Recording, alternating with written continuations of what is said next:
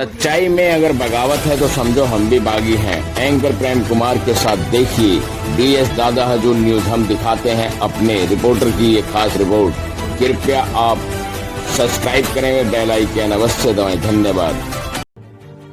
11 अक्टूबर 2025 अनूप शहर में SMS दरबार रेस्टोरेंट का भव्य आगाज। सांसद जियाउर रहमान बख्श ने किया उद्घाटन। क्षेत्र में उत्साह का माहौल। मैं एंकर प्रेम कुमार, मेरा दर्शकों को नमस्कार। खबर अनूप शहर से है, जहां आज एक नए और शानदार प्रतिष्ठान का शुभारंभ हुआ है। जी हां, हम बात कर रहे हैं SMS दरबार रेस्टोरेंट की, जो रोडवेज बस स्टैंड के सामने स्थित है, जिसका आज भव्य उद्घाटन किया गया। इस उद्घाटन समारोह में मुख्य अतिथि के तौर पर सांसद जियाउर रहमान बख्श मौजूद रहे। सांसद महोदय ने फीता काटकर रेस्टोरेंट का विधिवत शुभारंभ किया और साथ ही रेस्टोरेंट के संचालकों को शुभकामनाएं दी। इस दौरान सपा के जिले के पदाधिकारी शेख रईस भाई भी मौजूद रहे। व स्थानीय सपा पार्टी के नेतागण व अनूप शहर के अध्यक्ष ब्रिजेश गोयल, फरहान काजी, इकबाल सैफी, अफजल सैफी, रशीद सैफी, उस्मान सैफी, शमीम आलम, सरताज, शेख रईस, शेख रेहान, सुनील अरोड़ा, नदीम, वसीम, रशीद गाजी, मोहसिन गाजी, बलजीत सिसोदिया, दीपू गोयल आदि गणमान्य व्यक्ति और बड़ी संख्या में शहर के लोग मौजूद रहे। सभी ने रेस्टोरेंट के उद्घाटन पर खुशी जाहिर की। तो ये थी अनूप शहर से SMS दरबार रेस्टोरेंट के भव्य उद्घाटन की खबर। इसी के साथ ही शेख रईस के निवास स्थान पर माननीय सांसद जियाउर रहमान बख्श के साथ पत्रकारों ने प्रेस वार्ता की। देखते रहिए प्रेस वार्ता। हमें दीजिए इजाजत और बाकी खबरों के लिए बने रहिए हमारे साथ। प्रेम कुमार, ब्यूरो चीफ, दिल्ली और उत्तर प्रदेश, DH न्यूज 24 की रिपोर्ट। हो गया?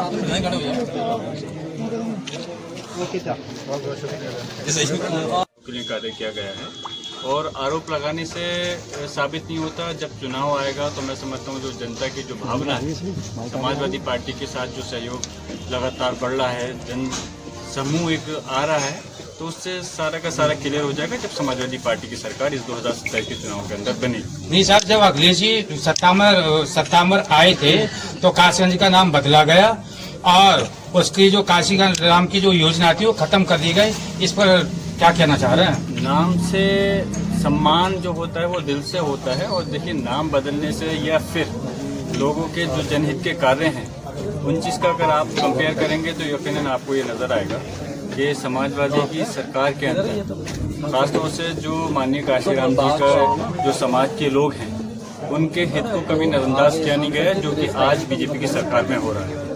और अफसोस ये है कि जो समाजवादी पार्टी ने माननीय काशीराम जी के समाज के लिए जो हक और इंसाफ है उनका पूरी तरह से साथ दिया है, लेकिन वो BJP पार्टी जो माननीय काशीराम जी के समाज के साथ में उत्पीड़न कर रही है, उसके बाद में उनकी तारीफ करना एक सवालिया निशान उनके ऊपर खड़ा करता है। तो सर, क्या कुछ कहना चाहते हैं संबल पर जो मौजूदा सरकार में हो रहा है? संबल पे ही नहीं, संबल के साथ साथ मैं तो ये कहना चाहता हूँ, चाहे संबल हो, बरेली हो या फिर फतेहपुर हो, हर जगह प्रदेश में और बल्कि प्रदेश के साथ साथ देश के अंदर जो ज्यादती हो रही है, जो उत्पीड़न हो रहा है धर्म के नाम पर, बिरादरी के नाम पर, पार्टी के विपक्ष के नाम पर, वो चीज़ रुकना चाहिए। ये कहीं न कहीं हमारा संविधान इजाज़त नहीं देता इस प्रकार की कार्यवाही को करना। बदले की भावना से कार्य करना एकदम गलत है। सरकार कभी एक नहीं रहती, सरकार बदलती रहती है। तो सरकार के लोगों को ये सोचना चाहिए कि जो कार्य करें वो जनहित के लिए करना चाहिए। जो इस प्रकार की कार्यवाहियाँ जो टारगेट करके, चाहे संबल के लोगों को जो ज्यादती, जो नुकसान उठाने पड़े हैं और जो आज बरेली के अंदर हम देख रहे हैं, हमें अफसोस है। हमारी मांग है कि ये चीज़ रुकनी चाहिए, इस पर रोक लगनी चाहिए। सर, क्या कुछ कहना चाहते हैं, क्योंकि मौजूदा सरकार में आप पर भी मुकदमे पंजीकृत किए गए? मुकदमा दर्ज करना जिसकी सरकार होती है बहुत आसान काम है। किसी के खिलाफ भी मुकदमा दर्ज कर सकते हैं, मेरे नहीं और भी काफ़ी लोगों के, राजनीतिक लोगों के खिलाफ इस प्रदेश के अंदर सैकड़ों लोगों के खिलाफ मुकदमे चल रहे हैं। लेकिन मुकदमा दर्ज करने से ये साबित नहीं होता कि उस व्यक्ति ने जुर्म किया। ये चीज़ हमारे माननीय न्यायपालिका का काम है कि पुलिस जो अपनी विवेचना सरकार के इशारे पर अगर कोई मुकदमा दर्ज करके चार्जशीट दाखिल कर रही है, तो माननीय न्यायपालिका का देखना है कि किसने सही किया है या गलत किया है। तो इसलिए मैं फिर से कहूँगा कि सरकार ने आपने लगातार उठा कर देखे विपक्ष के लोगों के खिलाफ कितने सारे मुकदमे दर्ज हुए। क्या कोई सरकारी जो सरकार के अंदर नेता बैठे हैं उनके खिलाफ जो गलत कर रहे हैं उनके खिलाफ कार्रवाई क्यों नहीं? तो सत्ता में PDA क्यों याद आती है? जब सत्ता में रहते हैं PDA को भूल जाती है सरकार।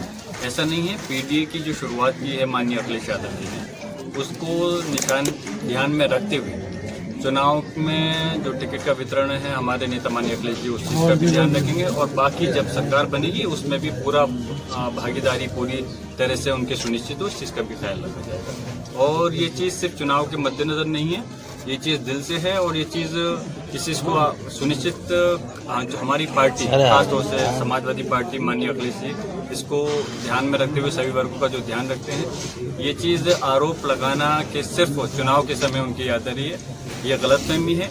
जब से शुरुआत की है तब से लेकर आखिर तक हमेशा पीडीए का को हम नजरअंदाज ना कर सकते हैं ना होने दे सकते। विधानसभा 67 में किस कार्यक्रम में आगमन हुआ है सर? देखिए यहाँ यकीनन पहले भी आने की मेरी ख्वाहिश थी और जो लोगों ने दावतनामा दिया था लेकिन मसरूफियात की वजह से हाजिर नहीं हो पाया। जो हमारे रेहान साहब हैं और उनके जो पार्टनर हैं जो एक रेस्टोरेंट उन्होंने खोला है उसकी शिरकत में ओपनिंग में मैं हाजिर हुआ हूँ और जो हमारे ख़ास तौर से समाजवादी पार्टी के जो यहाँ नेता हैं, संगठन के पदाधिकारी हैं और कार्यकर्ता हैं, मुझे सभी से मिलने का मुलाकात होने का मौका मिला जिससे भी खुशी है। और जब मैं यहाँ हाजिर हुआ हूँ तो यकीनन ये भी एक जिम्मेदारी बनती है, भले ही कि निजी कार्यक्रम के अंदर मैं आया हूँ रेहान साहब के, लेकिन पार्टी के अंदर किस तरह से हम और मजबूत कर सकते हैं इस चीज़ पे भी मुख्तसर अल्फाज में हम लोग चर्चा करें। 2027 के लिए क्या तैयारियां चल रही है?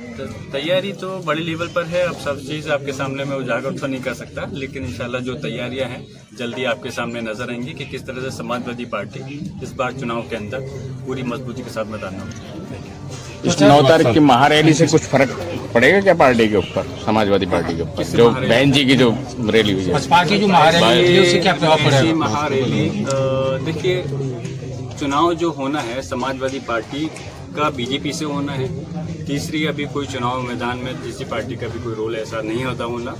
और ऐसी एक कितनी रैली हो जाए, समाजवादी पार्टी का जो जनाधार है वो ज़मीन से जुड़ा हुआ है, मजबूत है, उन पर इन रैलियों का कोई असर नहीं पड़ने वाला। और यकीनन बीजेपी से भी इस बार जो चुनाव रहेगा समाजवादी पार्टी काफ़ी और पूरा इंडिया गठबंधन काफ़ी मजबूती के साथ में उनसे ऊपर रहेगा। किस मुद्दों पर रहेगा सर? जाहिर सी बात है जनहित के मुद्दे ही रहेंगे जो इस समय हम देख सकते हैं, क्योंकि आप लगातार देख रहे होंगे सरकार की तरफ से जो अपनी उपलब्धियां गिनाई जा रही हैं, चाहे वो क्राइम को हो, महिला उत्पीड़न को लेकर कर हो, या रोजगार को लेकर को हो, एजुकेशन को लेकर हो, स्वास्थ्य को लेकर हो, लेकिन जो आंकड़े हमारे नज़र आते हैं तो चाहे वो एनसीआरबी के महिलाओं को लेकर हों या मिसाल के तौर पे किसी चीज़ को भी अगर हम देखें तो हमारा प्रदेश जो है काफ़ी इस चीज़ों को लेकर के पिछड़ रहा है। हमारा प्रयास ये रहेगा कि जनहित की जो सुविधाएं हैं, जो उनका लोगों का हक है, वो उन तक पहुंचना चाहिए।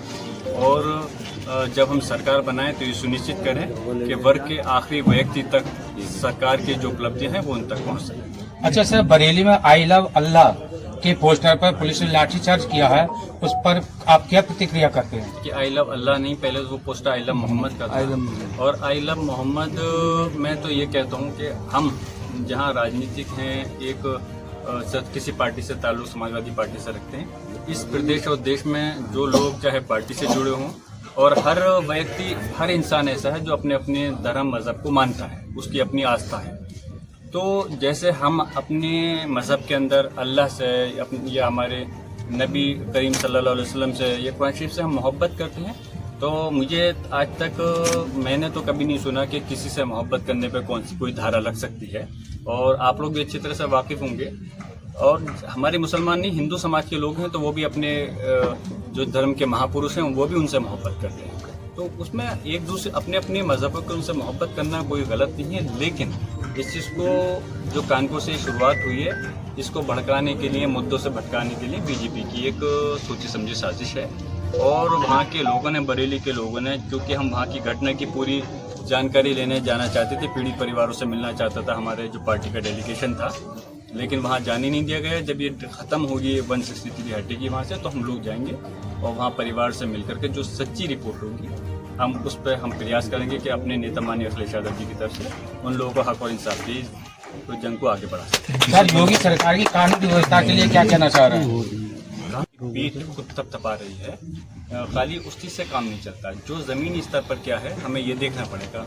आप लोग सम्मानित पत्रकार बंधु हैं, आप लोग खुद लगातार जो सरकार की ज़ीरो टॉलरेंस क्राइम की नीति है वो आपके अखबार और आपके न्यूज़ चैनल खुद उस चीज़ को फील कर रहे हैं, क्योंकि उसके अंदर जिस तरह से लगातार जो क्राइम की घटनाएं हो रही हैं वो आप लोग उजागर करते हैं, तो आप लोग खुद भली बांधती जाते हैं इस समय क्या स्थिति। ठीक है, थैंक यू सर।